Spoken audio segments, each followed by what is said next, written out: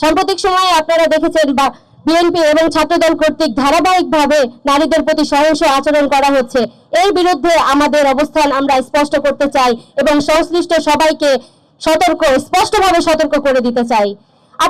আপনাদেরকে আমরা দেখি আপনারা নারীদের অধিকার নিয়ে কথা বলেন, রাজনীতির মাঠে সংসদে নারীর অংশগ্রহণ বৃদ্ধির বুলি আওড়ান, অথচ আপনারাই একের পর এক সহিংস আচরণ করে নারীদের রাজনীতিতে অংশগ্রহণ করার পথ সংকুচিত করেন, তাদেরকে দমিয়ে রাখেন। তাহলে নারীদের অধিকার নিয়ে আপনাদের দেওয়া জ্বালাময় বক্তব্যকে কি আমরা নির্বাচনের আগে শুধুই ফাঁকা আওয়াজ হিসেবে ধরে নেব? নিজের দলের কর্মীদের সন্ত্রাসমূলক আচরণ, সহিংসতা এবং নিপীড়নের বিরুদ্ধে দলের কর্মীদের প্রতি আপনারা কোনো পদক্ষেপ তো নেনই না। এখানে আপনাদের কোনো ধরনের কোনো মিছিল বা বিক্ষোভ করতে দেখা যায় না। দায়িত্বশীল পর্যায় থেকে কোনো ধরনের বিবৃতি দেওয়া তো দূরে থাক, আপনারা ক্ষমা পর্যন্ত চান না। এই ধরনের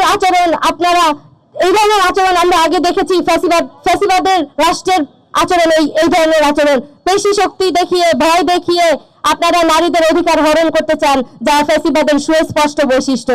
এই ফ্যাসিবাদের পরিণতি কি হয় তা জানতে আমাদের খুব বেশি আগে যেতে হবে না।